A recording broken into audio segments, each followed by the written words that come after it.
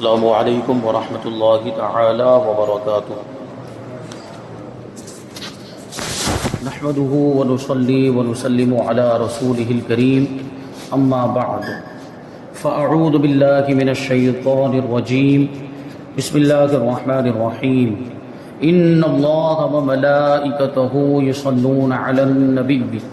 یا ایها الذین آمنوا صلوا علیہ وسلموا تسلیما اللهم صل على سيدنا ومولانا محمد معدن الجود والكرم وآله الكرام وابنه الكريم وبارك وسلم صلاة وسلاما عليك يا رسول الله صلی اللہ تعالی علیہ وسلم۔ سورہ بقرہ آیت نمبر 93 کی تفسیر ہے۔ اللہ تبارک و تعالی ارشاد فرماتا ہے وَإِذْ أَخَذْنَا مِيثَاقَكُمْ وَرَفَعْنَا فَوْقَكُمُ الطُّورَ خُذُوا مَا آتَيْنَاكُمْ بِقُوَّةٍ وَاسْمَعُوا قَالُوا سَمِعْنَا وَعَصَيْنَا وَأُشْرِبُوا فِي قُلُوبِهِمُ الْعِجْلَ بِكُفْرِهِمْ قُلْ بِئْسَ مَا يَأْمُرُكُمْ بِهِ إِيمَانُكُمْ إِن كُنتُم مُؤْمِنِينَ۔ اور یاد کرو جب ہم نے تم سے عہد لیا اور کوہ طور کو تمہارے سروں پر بلند کر دیا اور فرمایا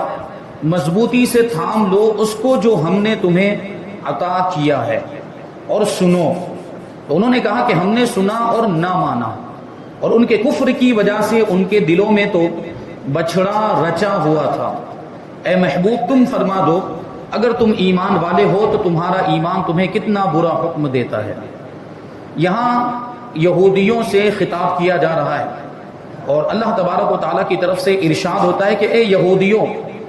وہ وقت یاد کرو جب اللہ تبارک و تعالیٰ نے بنی اسرائیل سے توریت پر عمل کرنے کا عہد لیا، توریت پر عمل کرنے کا وعدہ لیا، لیکن انہوں نے حسب عادت نافرمانی کی، اس کو نہیں مانا۔ تو اللہ تبارک و تعالیٰ نے ان پر کوہ طور کو ہوا میں بلند کر دیا۔ یہ واقعہ پہلے بھی بیان کیا جا چکا ہے کہ کوہ طور یعنی پہاڑ کو حضرت جبرائیل علیہ السلام نے اٹھایا اور ان کے سروں پر لا کر رکھ دیا، اور یہ حکم ہو کہ مانو ورنہ یہ پہاڑ تمہارے اوپر گرا دیا جائے گا اور تمہیں ہلاک و برباد کر دیا جائے گا، تباہ کر دیا جائے گا۔ اور ان سے فرمایا کہ چلو اب مضبوطی سے اس توریت کو تھام لو، یعنی اس پر عمل کرو جو ہم نے تمہیں عطا کی ہے، اور ہمارے احکام دھیان سے سنو، توجہ سے سنو۔ بنی اسرائیل نے ڈر کے مارے دوبارہ اطاعت کا اقرار تو کر لیا، لیکن ان کے دل کی حالت پہلے جیسی ہی رہی، یعنی وہ چونکہ پہاڑ ان کے سروں پر بلند کر دیا گیا تھا، اور یہ بات ارشاد فرمائی گئی تھی کہ توریت کو مانو، اس پر عمل کرنے کا اقرار کرو ورنہ یہ پہاڑ تم پر گرا دیا جائے گا۔ تو وقتی طور پر اپنی جان بچانے کے لیے، عذاب سے بچنے کے لیے انہوں نے اقرار تو کر لیا کہ ہم توریت پر عمل کریں گے، لیکن دل کی کیفیت ویسی ہی تھی، نافرمانی والی کیفیت، پہلے جیسی کیفیت۔ اور شریعت کا حکم چونکہ ظاہر پر ہوتا ہے، دل پر نہیں ہوتا، دل کی کیفیت پر شریعت کا حکم نہیں ہوتا۔ دل میں وسوسے آئیں، دل میں برے خیالات آئیں تو اس کی بنیاد پر پکڑ نہیں ہوتی انسان کی۔ ہاں ان خیالات کو زبان سے بیان کر دیا، برے خیالات پر عمل کرنے لگ گیا تو پھر اس پر پکڑ ہوتی ہے۔ شریعت ظاہر کو دیکھتی ہے، شریعت کا جو حکم ہوتا ہے وہ ظاہر پر لگتا ہے۔ اس لیے بنی اسرائیل کے زبانی اقرار کرنے پر ان سے کوہ طور کو ہٹا لیا گیا، اگرچہ ان کے دل میں وہی انکار تھا، اور در حقیقت ان کے کفر کی وجہ سے ان کے دلوں میں تو بچھڑے کی محبت گھسی ہوئی تھی، یعنی وہ اندر ہی اندر بچھڑے سے ہی محبت، اور اب بھی اندر اپنے دل میں بچھڑے ہی کو معبود مان رہے تھے۔ وہ بچھڑے والا واقعہ جو سامری جادوگر نے ان کے لیے بچھڑا بنا دیا تھا اور اس کی عبادت یہ لوگ کرنے لگ گئے، تو اس میں حضرت جبرائیل علیہ السلام کے گھوڑی کے پاؤں کے نیچے، اس کے ٹانپوں کے نیچے جو مٹی آئی تھی، سامری جادوگر نے وہ مٹی حاصل کر لی تھی اور اسی مٹی کو بچڑے کے اندر ڈال دیا۔ اب وہ بچڑا حرکت کرنے لگ گیا تھا اور آواز کرنے لگ گیا تھا، تو ان لوگوں نے سمجھا کہ وہ زندہ ہو گیا، یا یہ کہہ بھی سکتے ہیں کہ وہ زندہ ہو گیا تھا حضرت جبرائیل علیہ السلام کی گھوڑی کے ٹانپوں کے نیچے آنے والی مٹی کی برکت سے۔ اس میں گویا کہ حیات کی تاثیر تھی۔ تو یہ زیورات سے بنا ہوا، سونے چاندی کا بنا ہوا بچڑا آواز کرنے لگ گیا تھا، تو لوگوں نے اس کی عبادت کرنا شروع کر دیا۔ سامری جادوگر نے یہاں تک یہ بات کہی تھی کہ یہ تمہارا بھی معبود ہے اور یہ موسیٰ کا بھی معبود ہے، لیکن معاذ اللہ موسیٰ اسے بھول گئے، موسیٰ اس سے غافل ہو گئے کہ یہ ان کا معبود ان کا خدا ہے، اور معاذ اللہ اس خدا کو چھوڑ کر کوہ طور پر دوسرا خدا تلاش کرنے کے لیے گئے ہیں۔ یہ سامری جادوگر نے لوگوں کو اس طریقے سے بہکانے کی کوشش کی اور پوری قوم بہک بھی گئی۔ صرف 12,000 لوگ جو حضرت ہارون علیہ السلام کے ساتھ تھے وہی بچڑے کی پوجا سے بچے رہے، ورنہ سب اس میں مبتلا ہو گئے، بچڑے کی پوجا کرنے لگ گئے اور مشرک ہو گئے۔ تو بچڑے کی محبت جو ابھی تک ان کے دلوں میں تھی، یہ کوہ طور پہاڑ ان پر بلند کر دیا گیا، تو زبان سے تو اقرار کر رہے ہیں لیکن دل میں ابھی وہ بچڑے کی محبت ہے۔ تو اے حبیب صلی اللہ علیہ وسلم آپ ان سے فرمائیں کہ اے یہودیوں، تم اپنے اسلاف کی اس حرکت کو جانتے ہو، اپنے آبا و اجداد کی، باپ دادا کی اس حرکت کو جانتے ہو، لیکن تم نہ اس سے نفرت کا اظہار کرتے ہو اور نہ ہی اس سے اپنی برات ظاہر کرتے ہو۔ یعنی اگر اس کام کو برا جانتے ہو، بچڑے کی پوجا کرنا برا تھا یا اس طرح انبیاء کرام کی نافرمانی کرنا بہت غلط کام تھا، تو اس سے بیزاری کا اظہار کرنا چاہیے ان لوگوں کو۔ یعنی وہ یہودی جو حضور کے زمانے میں تھے ان سے خطاب کیا جا رہا ہے کہ اپنے باپ دادا کے اس برے فعل سے برات کا اظہار تو کرو کہ ہم اس کو برا جانتے ہیں، ہم اس سے بیزار ہیں، ہم اس سے لا تعلقی ظاہر کرتے ہیں، ہمارا اس سے کوئی تعلق نہیں ہے جو ہمارے باپ دادا نے کیا۔ ایسا ان کو بولنا چاہیے تھا، لیکن ایسا کوئی نہیں، جبکہ اپنے باپ دادا پر وہ فخر کیا کرتے تھے، بڑی تعظیم کے ساتھ ان کا نام لیتے۔ اس کا مطلب کیا ہوا کہ وہ ان کے کاموں پر راضی، انہوں نے جو کچھ بھی کیا، شرک کیا، کفر کیا، اس پر یہ لوگ بھی راضی تھے۔ اس کا مطلب تو یہ ہوتا ہے۔ تو ان سے خطاب کیا جا رہا ہے کہ اپنے باپ دادا کے ان برے کاموں سے برات کا اظہار کیوں نہیں کرتے؟ تو خود بتاؤ کہ کیا توریت پر ایمان لانے کے یہ تقاضے ہیں؟ اگر اس کے یہی تقاضے ہیں تو پھر تمہارا ایمان تمہیں کتنا برا حکم دیتا ہے۔ یعنی ایسا ایمان،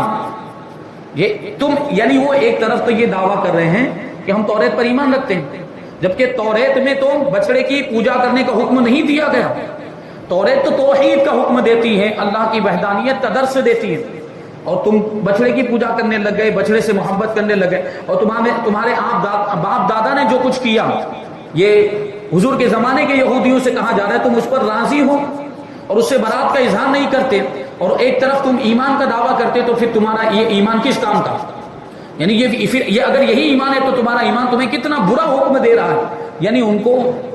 زجر و توبیخ کے طور پر فرمایا جا رہا ہے۔ تو اس آیت سے معلوم ہوا کہ اللہ تبارک و تعالیٰ کی کتاب پر ایمان لانے کا مطلب یہ ہے کہ اس کے تمام احکام اور سب تقاضوں پر عمل کیا جائے اور ان کی خلاف ورزی نہ کی جائے۔ جیسے ہمیں اللہ تبارک و تعالیٰ نے قرآن مجید عطا فرمایا، تو اب ہمارے ایمان کا تقاضا کیا ہے کہ ہم قرآن مجید کے سارے احکام کو مانیں اور پورے قرآن مجید پر ایمان لائیں، اور قرآن مجید میں جن چیزوں کے کرنے کا حکم دیا ہم وہ کریں، اور جن چیزوں سے رکنے کا حکم دیا ہم ان سے رک جائیں۔ یہ ایمان کا تقاضا ہے، اور اس کی خلاف ورزی نہ کریں۔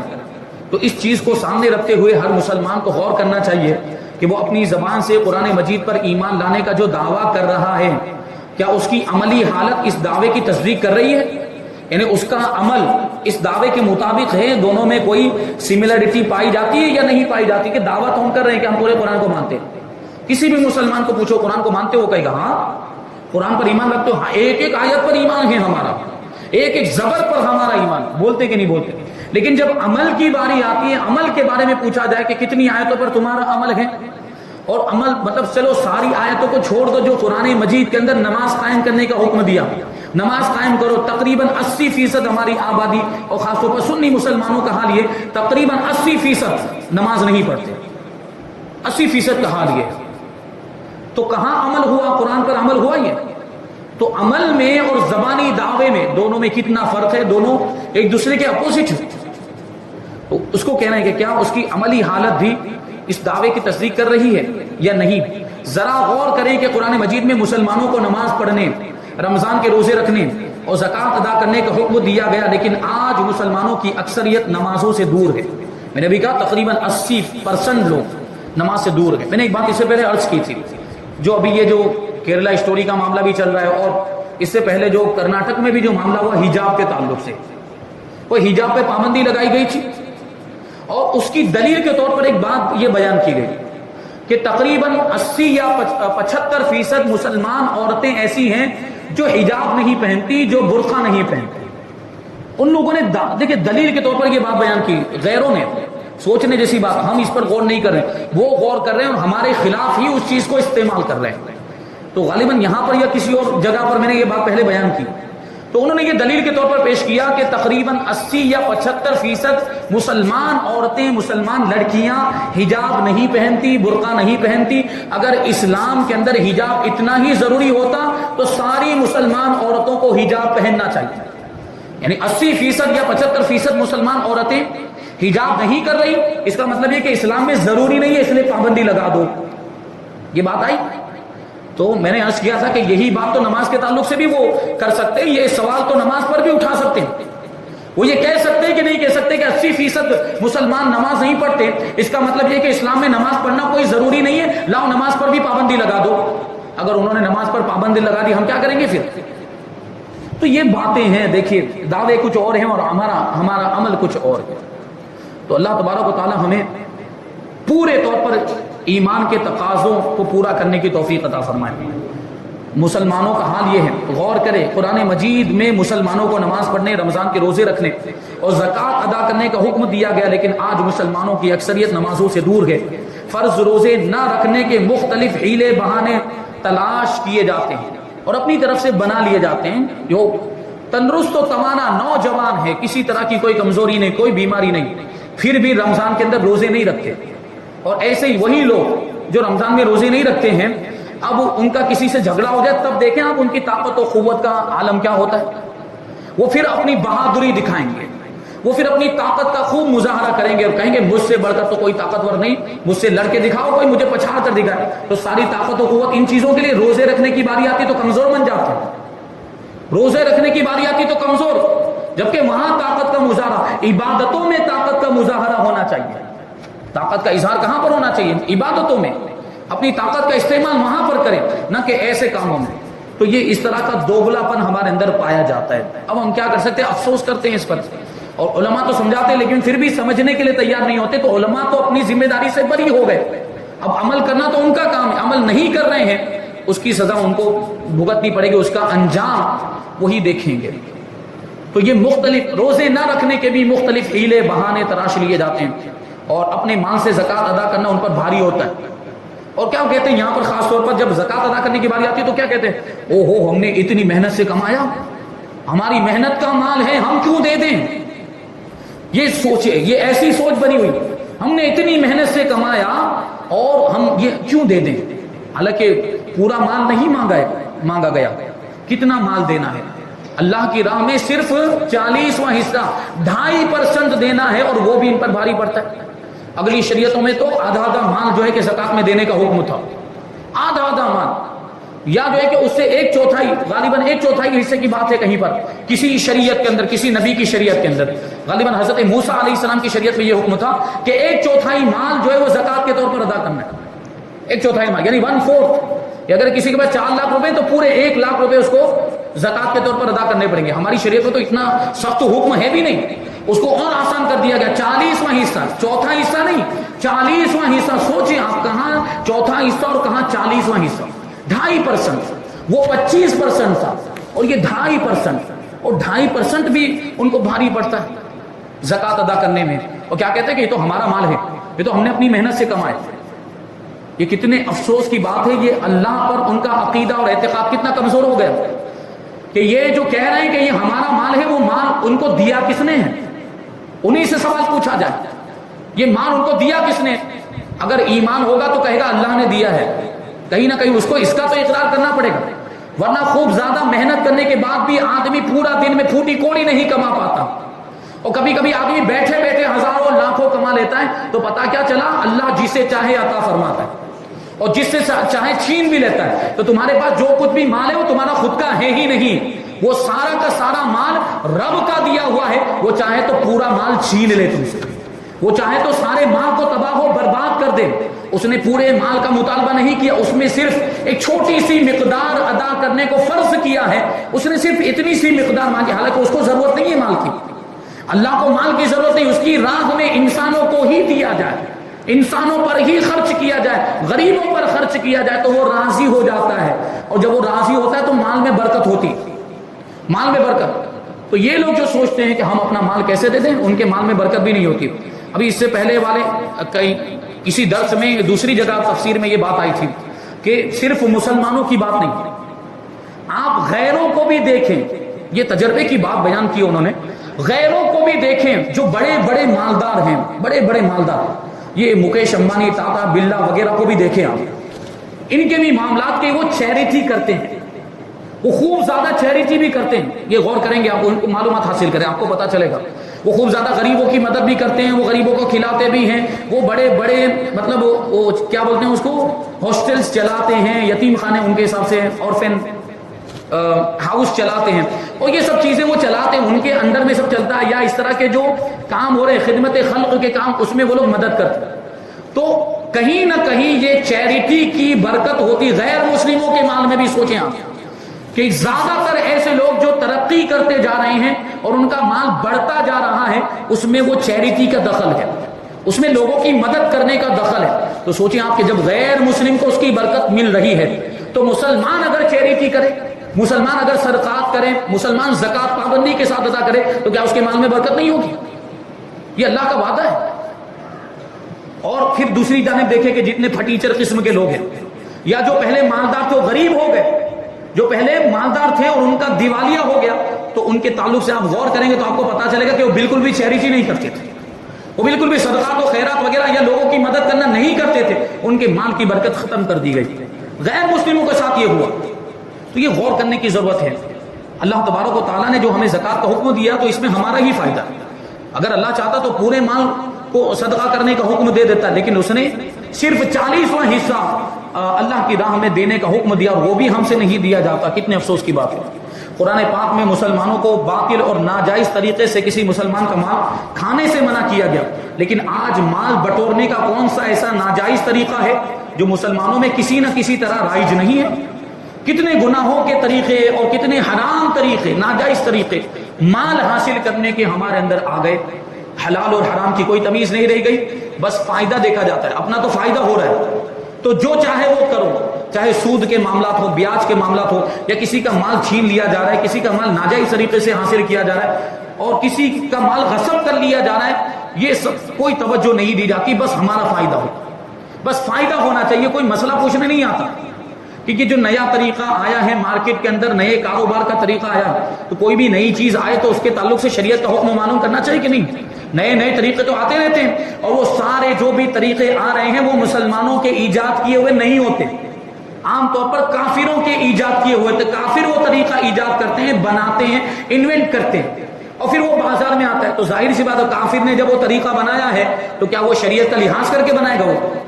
بلکہ مسلمان بھی ابھی آج کل کے مسلمانوں کی جو لبرل قسم کے مسلمان، ان کی بات کریں، صرف نام کے مسلمان، وہ بھی اگر کوئی طریقہ بنائیں گے تو قرآن و حدیث دیکھ کر تھوڑی بنائیں گے کاروبار کا طریقہ، وہ تو بس یہ دیکھیں گے کہ کون سا طریقہ ایسا ہے کہ جس میں زیادہ فائدہ ہو رہا ہے، تو وہ طریقہ بنا دیں گے، اور پھر وہ بازار میں چلنے لگتا ہے اور مسلمان بھی اس پر عمل کرنے لگ جاتے ہیں، اور پہلے عمل میں مبتلا ہو جاتے ہیں، کبھی کسی کو توفیق ہوتی بھی ہے تو پہلے نہیں پوچھتا ہے، بعد میں آ کے پوچھے گا، پہلے مبتلا ہو جائے گا، پہلے کرنے لگ جائے گا، پھر آ کے کہ حضرت میں نے یہ کام شروع کر دیا، یہ جائز ہے کہ ناجائز؟ تو ابھی کیوں پوچھ رہا ہے؟ پہلے پوچھنا چاہیے تھا، کام شروع کرنے سے پہلے پوچھنا چاہیے تھا کہ جائز ہے کہ ناجائز، شروع کر دیا تو ناجائز میں مبتلا ہو گیا، حرام میں مبتلا ہو گیا، اب آ کے سوال پوچھ رہا ہے، تو اس طرح کی باتیں ہیں۔ سوال کب پوچھنا چاہیے؟ کوئی بھی کام کرنے سے پہلے، اس میں مبتلا ہونے سے پہلے سوال پوچھنا چاہیے کہ یہ ہم جو کاروبار کرنے کے لیے جا رہے ہیں، تجارت کا جو بھی معاملہ ہے، لین دین کا، تو یہ شریعت کے اعتبار سے قرآن و حدیث کی روشنی میں جائز ہے یا ناجائز، ہم کریں یا نہ کریں، یہ پوچھنا چاہیے، ایک مسلمان کی ذمہ داری بنتی، لیکن نہیں پوچھا جاتا، عام طور پر تو لوگ پوچھتے ہی نہیں، کرنا شروع کر دیتے ہیں، پھر اس کی بسا اوقات بے برکتیاں بھی ظاہر ہوتی ہیں، ہم نے دیکھا شارٹ کٹ میں کبھی برکت نہیں ہوتی، شارٹ کٹ والے جتنے بھی دھندے کبھی بھی اس میں نہ پڑے، ہرگز نہ پڑے، ایسی بڑی بڑی کمپنیاں آتی ہیں اڑ جاتی ہیں، لاکھوں کروڑوں روپے لے کر اڑ جاتی ہیں، ایسے بہت سارے کیس ہمارے پاس بھی آئے۔ ابھی میں تفصیل بیان کروں، ایک ایسا واقعہ میرے سامنے آیا تھا، وہ کبھی انشاءاللہ پھر بیان کریں گے، وقت زیادہ ہو گیا، کہ وہ اسی طرح کی کمپنی کے چکر میں، وہ نیٹ ورک مارکیٹنگ کا چکر تھا، اور اس کے چکر میں وہ آ گئے اور انہوں نے خوب پیسہ اس میں لگا دیا، اور خود کا تو لگایا، دوسروں کا بھی لے لے کے لگایا، کہ 15-20 لاکھ روپے انہوں نے لگا دیے، اب وہ کمپنی اڑ گئی، ان کے خود کے بھی گئے اور دوسروں کے پاس سے لے کر جو انہوں نے لگائے تھے وہ بھی گئے، اب وہ سارے 10-15 لوگ جن سے انہوں نے پیسے لیے تھے وہ سب اب ان سے مطالبہ کریں، ہمارے پیسے لاؤ، ہمارے پیسے لاؤ، کیونکہ انہوں نے گارنٹی لی تھی، بیچ والے آدمی نے گارنٹی لی تھی کہ تمہارے 1 لاکھ یا 2 لاکھ جو بھی تم دو گے اس کی پورے کی 1 لاکھ کی گارنٹی، منافع کی گارنٹی نہیں لیتا ہوں، لیکن یہ اس 1 لاکھ کی میں گارنٹی لیتا ہوں، تو منافع تو گیا، وہ جو مدل تھی وہ بھی گئی، اب وہ کون لا کر دے گا؟ اب ان کے اوپر 15 لاکھ روپے کا قرضہ ہو گیا، کہاں جائیں گے وہ؟ اور اسی چکر میں وہ سارے کاروبار چھوڑ کر بیٹھے ہوئے تھے، اسی کمپنی میں لگے ہوئے تھے، اب کوئی کاروبار بھی نہیں ہے۔ اب کاروبار شروع بھی کریں گے تو پہلے اتنے ایک ساتھ میں اتنے سارے پیسے تو نہیں آ جائیں گے، بڑی پریشانیوں کا ان کو سامنا ہوگا۔ یہ لالچ میں دیکھیے آدمی کہاں سے کہاں پہنچ جاتا ہے، اور یہ شارٹ کٹ کے جتنے بھی معاملات ہوتے ہیں اس میں کبھی برکت نہیں ہوتی، کبھی نہیں پڑی۔ محنت کی کمائی ہوتی ہے اور وہ برکت والی کمائی ہوتی ہے۔ تو انبیاء کرام نے بھی تو محنت کی ہے۔ اب انبیاء کرام تو اللہ کے کتنے محبوب بندے، انبیاء کرام تو دعا کرتے آسمان سے کھانا آ جاتا، آسمان سے رزق اترتا، لیکن انبیاء کرام نے بھی تجارتیں کی ہیں، انبیاء کرام نے بھی کاروبار کیے، بکریاں تک چرائی ہیں، کپڑوں کا بھی کاروبار۔ حضرت ابراہیم علیہ السلام کے تعلق سے آج ہی میں نے جمعہ میں بیان کیا، وہ کپڑے کا کاروبار کرتے تھے۔ حضرت ابراہیم علیہ السلام کیسے جلیل القدر پیغمبر جن کو ابو الانبیاء کہا جاتا ہے، وہ کپڑے کا کاروبار کرتے تھے۔ سوچیں محنت والا تھا، تو ان کی زندگی سے ہمیں سبق حاصل کرنا چاہیے۔ تو بہرحال یہ آج کل لوٹ کھسوٹ اور لوگوں کے مال کو چھین لینا، ناجائز طریقے سے حاصل کر لینا، بس ان کو منافع دکھتا ہے، کیا ناجائز اور کیا حرام کیا حلال اس سے کوئی مطلب نہیں ہوتا۔ تو یہ چیز ہے۔ قرآن حکیم نے کسی کو ناحق قتل کرنے سے منع کیا، لیکن آج مسلمانوں میں ناحق قتل و غارت گری ایسی عام ہو گئی کہ نہ مرنے والوں کو پتا ہے کہ مجھے کیوں مارا گیا، نہ مارنے والے کو پتا ہوتا ہے کہ میں نے اس کو کیوں مارا۔ کبھی ایسی بھی کیفیت ہوتی ہے، وہ بس کبھی تو کیسا ہوتا ہے کہ وہ اس کو پیسے مل گئے، وہ جو سپاری لینے والے لوگ ہوتے ہیں ان کو پیسے، اب اس کو کیوں مارنا ہے، اس کا کیا جرم، اس کو کوئی مطلب ہی نہیں ہوتا، وہ اس کو پیسے مل گئے گولی مار دی۔ کبھی تو یہ بھی نہیں ہوتا ہے، اندھا دھند فائرنگ کر دی جاتی ہے اور قتل کر دیا جاتا ہے۔ قتل و غارت گری اتنی عام ہو گئی، مرنے والے کو بھی نہیں پتا ہوتا کہ مجھے کیوں مارا گیا۔ قرآن مجید میں مسلمان عورتوں کو گھروں میں رہنے اور پردے کا حکم دیا گیا، لیکن آج ہمارے معاشرے کا وہ کون سا طبقہ ہے جس میں مسلمان عورت سج سنور کر اجنبی مردوں کے سامنے نہیں آ رہی، بلکہ آج مسلمانوں میں ہی کچھ لوگ عورت کے پردہ کرنے کو دقیانوسی سوچ اور تنگ ذہنی قرار دے رہے ہیں۔ مسلمان نام کے مسلمان کہلانے والے لوگ یہ کہہ رہے ہیں کہ یہ پردہ، یہ سب چیزیں، یہ سب پرانے خیالات، یہ فرسودہ خیالات ہیں، یہ سب پرانی چیزیں، ان سب کو چھوڑ دو، یہ پردہ وردہ کرنے کی ضرورت نہیں ہے۔ یہ زمانے نے بہت ترقی کر لی، زمانہ بہت آگے نکل گیا، ہم ابھی بھی پیچھے ہی ہیں اور ابھی تک یہ پردہ کر رہے ہیں، ابھی تک یہ حجاب پہن رہے ہیں، یہ سب پرانی چیزیں، ان کو چھوڑ دینا چاہیے اور زمانے کے ساتھ قدم ملا کر آگے بڑھنا چاہیے۔ اس طرح کی باتیں کی جاتی ہیں۔ مجھے ایک مسلمان اسلامی بہن کی بات یاد آ رہی، بہت پیاری بات اس نے کہی تھی۔ کہیں پر میں نے پیپر میں، اخبار میں کہیں پر یہ بات پڑھی، یہ واقعہ پڑھا تھا۔ اس سے کسی نے یہی سوال، اس نے حجاب پہنا ہوا تھا، پورا چہرہ ڈھکا ہوا، جو اسلامی حجاب، اس کے ہاتھ بھی ڈھکے ہوئے تھے، وہ اسلام کی کیسی پابند ہوگی اور اس کے دل میں اسلام کی کیسی محبت تھی۔ تو کوئی پروفیسر یا کوئی کہیں کسی کالج میں پڑھاتی تھی، تو کوئی پروفیسر یا کوئی آیا ملاقات کرنے کے لیے، تو اس نے ہاتھ ملانے کے لیے ہاتھ بڑھایا، اس نے ہاتھ بھی نہیں ملایا، اور جب اس نے دیکھا کہ یہ ہاتھ نہیں ملا رہی ہے اور یہ ان کے حساب سے تو کٹر ہوئی نا، وہ سے یہ تو بڑی کٹر ہے، اور اس نے یہ سوال پوچھ دیا کہ تم نے یہ جو اتنا سارا حجاب کیا ہوا ہے، کہ تم نے اپنے جسم کو ڈھکا ہوا، یہ تو دقیانوسی بات ہے، یہ تو سب پرانی باتیں ہو گئی،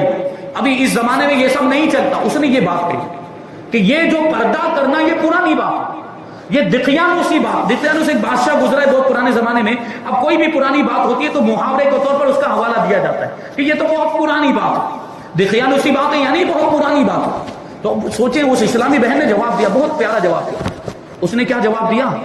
اس نے جواب دیا کہ بے پردہ گھومنا، پردہ کرنا یہ دقیانوسی بات نہیں ہے، بلکہ بے پردہ گھومنا، جسم کو کھلا رکھنا، یہ دقیانوسی بات، یہ پرانے خیالات۔ تو اب وہ بھی تعجب میں پڑ گیا، وہ غصے میں بھی آ گیا، یہ کیسے تم نے یہ کیسے کہہ دیا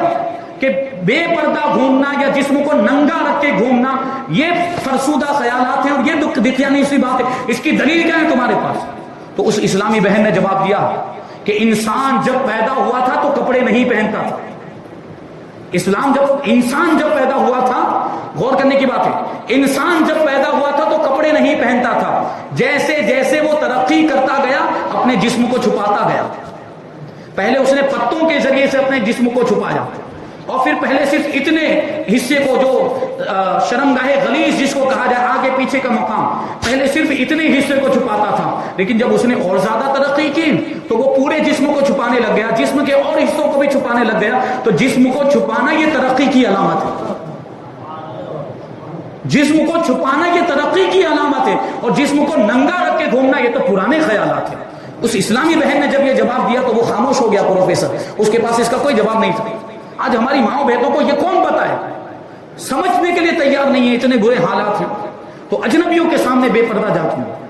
آج ہمارے مسلمانوں کا حال یہ ہے کہ کچھ لوگ عورت کے پردے کو دقیانوسی خیال کہتے ہیں۔ اے کاش کہ ہم بھی اپنے زبانی ایمان و محبت کے دعووں اور بے عملی اور بد عملی کے درمیان تضاد اور فرق سمجھنے میں کامیاب ہو جائے، یعنی ہمارے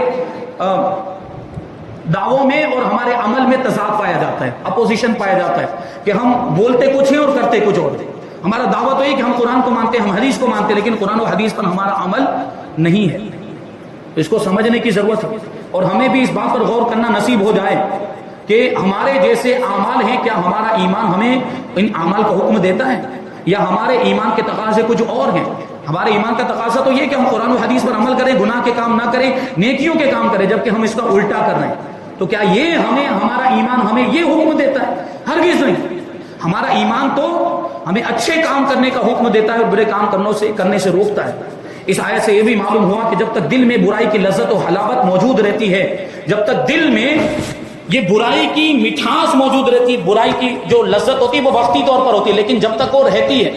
تب تک ایمان اور نیک اعمال کی شیرینی اس میں داخل نہیں ہو سکتی۔ گناہوں کا عادی بن جائے اگر آدمی، گناہوں کی عادت لگ جائے تو پھر نیک کام کرنے میں دل نہیں لگتا۔ گناہ گار شخص ہے، بہت بڑا گنہ گار، اس کا عبادت میں دل نہیں لگتا، نماز میں اس کو مزہ نہیں آتا۔ کیوں؟ کیونکہ